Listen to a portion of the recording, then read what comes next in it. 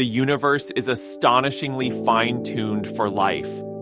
From the precise values of physical constants to the delicate balance of cosmic forces, everything seems to be designed to sustain existence.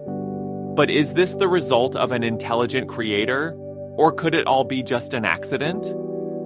Some scientists propose an alternative explanation, the many worlds hypothesis. This idea suggests that our universe is just one of an infinite number of universes, each with different physical laws. If there are endless realities, they argue, at least one is bound to have the right conditions for life, ours. But does this really explain fine-tuning, or is it just an attempt to avoid the idea of a creator? First, this hypothesis is not scientific. It is a metaphysical assumption. As scientist theologian John Polkinghorne says, people try to trick out a many-universe account in pseudo-scientific terms, but that is pseudoscience. Unlike the idea of an intelligent designer which provides a simple, direct explanation, the many worlds hypothesis requires an infinitely complex and unprovable system of universes. Second, there is no known way to create a world ensemble.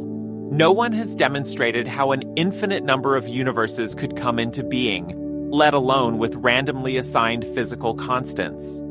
The theories that attempt to explain this, like inflationary models, require fine-tuning themselves, making the problem even more complicated rather than solving it.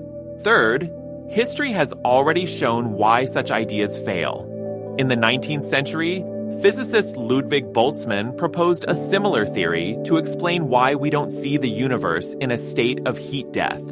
He suggested that our world is just a rare pocket of order in an otherwise chaotic universe. But this idea collapsed, because if it were true, we should be observing a much smaller, accidental fluctuation rather than an entire universe structured for life. The same problem applies to the many worlds hypothesis.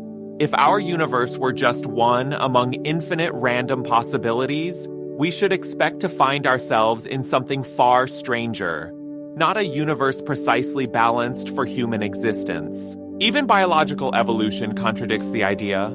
If life arose by chance in a multiverse, we should expect to be in an older universe with a much older sun, since more time would increase the odds of intelligent life emerging. But our sun is relatively young, going against what we would predict in a random multiverse.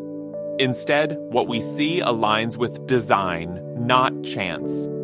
As Psalm 19 verse 1 declares, "The heavens declare the glory of God, and the skies proclaim the work of his hands." In the end, the many worlds hypothesis is not just unlikely, it is unnecessary. The staggering precision of the universe, the harmony of natural laws, and the existence of consciousness all point to an intelligent creator.